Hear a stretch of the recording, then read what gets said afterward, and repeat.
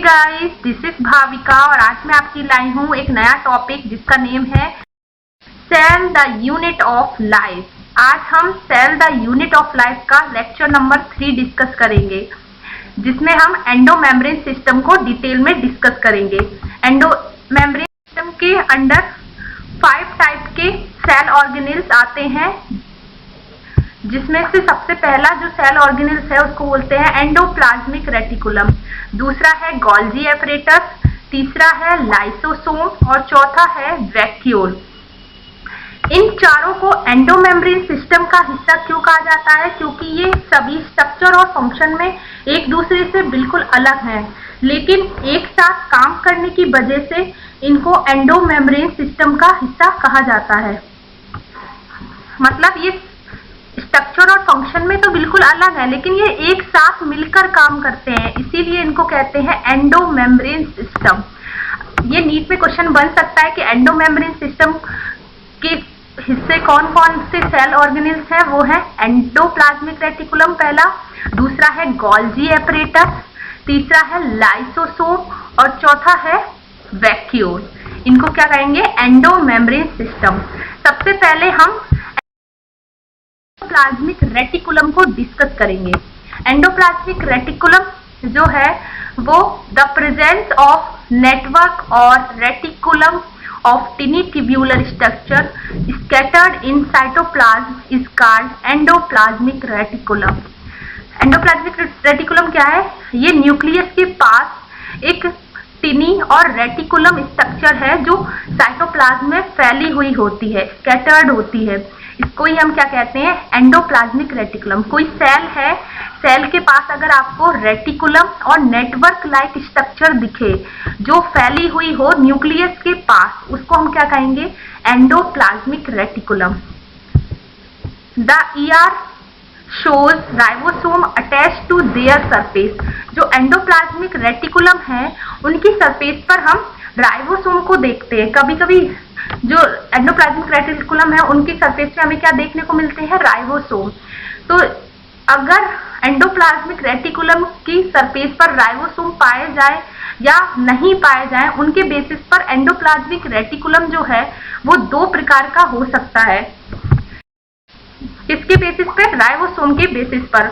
On the basis of presence और absence of ribosome on the surface of ER there are 2 types of endoplasmic reticulum।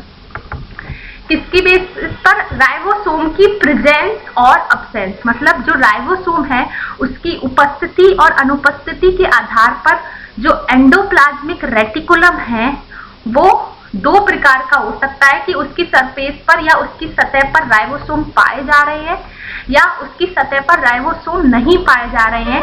उसके basis पर जो endoplasmic reticulum है वो 2 प्रकार का होता है। सबसे पहला जो है उसे बोलते हैं रफ एंडोप्लाज्मिक रेटिकुलम, जिसे शॉर्ट में कहते हैं RER। दूसरा है स्मूथ एंडोप्लाज्मिक रेटिकुलम, जिसे कहते हैं SER। ये किसके बेसिस पर है? राइबोसोम की प्रेजेंस और अब्सेंस के बेसिस पर। सबसे पहले हम देखेंगे रफ एंडोप्लाज्मिक रेटिकुलम को, जिसे हम कहते हैं RER। The endoplasmic reticulum bearing ribosome on their surface is called RER। देखो, जो एंडोप्लाज्मिक रेटिकुलम है उसके सरफेस पर क्या पाया जाए? राइबोसोम। वो बियर करे राइबोसोम को, मतलब उसकी सरफेस पर क्या पाया जाए? राइबोसोम। तो उसे हम बोलेंगे रफ, क्योंकि उसकी सरफेस जो है वो राइबोसोम की उपस्थिति की वजह से क्या हो गई? रफ हो गई। इसी को हम क्या कहेंगे? Rough endoplasmic reticulum. इसमें स्मूथ एंडोप्लाज्मिक रेटिकुलम क्या है? स्मूथ एंडोप्लाज्मिक रेटिकुलम का मतलब है in the absence of ribosome they appear smooth and are called SER। इसमें क्या है? जो राइबोसोम है वो एंडोप्लाज्मिक रेटिकुलम की सरफेस पर नहीं पाए जा रहे हैं। मतलब उसकी जो सरफेस है या उसकी जो सतह है उस पर क्या नहीं पाए जा रहे हैं? राइबोसोम। तो उसकी सतह कैसी हो गई? चिकनी हो गई या स्मूथ हो गई। इसीलिए इसको क्या कहते हैं? स्मूथ एंडोप्लाज्मिक रेटिकुलम, क्योंकि उसकी सरफेस पर राइबोसोम नहीं पाए जा रहे हैं।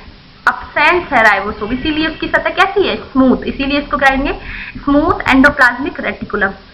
रफ एंडोप्लाज्मिक रेटिकुलम की फंक्शन क्या है, RER या rough endoplasmic reticulum involve in protein synthesis. Rough endoplasmic reticulum function क्या करता है, काम क्या होता है, वो क्या कर रहा है, देखो राइबोसोम किस पे पाए जा रहे हैं, उसकी सतह पर पाए जाएंगे, किसकी सतह पर, एंडोप्लाज्मिक रेटिकुलम की सरफेस पर। तो जो राइबोसोम है वो क्या करवाता है, प्रोटीन सिंथेसिस में हेल्प करता है, तो वो क्या बनाएगा, रफ एंडोप्लाज्मिक रेटिकुलम का फंक्शन क्या हो गया, प्रोटीन का बनाना, मतलब जो प्रोटीन को बनाए उसको क्या कहेंगे, प्रोटीन सिंथेसिस, तो वो प्रोटीन को बना रहा है। और स्मूथ एंडोप्लाज्मिक रेटिकुलम का फंक्शन क्या है, इसकी SER involve in lipid synthesis. SER का फंक्शन क्या है, SER क्या काम कर रहा है, वो कर रहा है लिपिड का सिंथेसिस, मतलब लिपिड बना रहा है, क्योंकि इसकी सरफेस पर राइबोसोम तो पाए ही नहीं जा रहे, इसीलिए ये प्रोटीन नहीं बनाता है, ये क्या बनाता है, लिपिड का फॉर्मेशन करता है। ये नीट के पॉइंट ऑफ व्यू से इंपॉर्टेंट है कि रफ एंडोप्लाज्मिक रेटिकुलम का फंक्शन पूछा जाता है और स्मूथ एंडोप्लाज्मिक रेटिकुलम का फंक्शन पूछा जाता है। तो रफ एंडोप्लाज्मिक रेटिकुलम का फंक्शन क्या है, प्रोटीन सिंथेसिस, और स्मूथ एंडोप्लाज्मिक रेटिकुलम का फंक्शन है लिपिड का फॉर्मेशन। आई होप ये लेक्चर आपको पसंद आया हो, अगर लेक्चर पसंद आया है तो उसको लाइक, शेयर एंड सब्सक्राइब जरूर करना।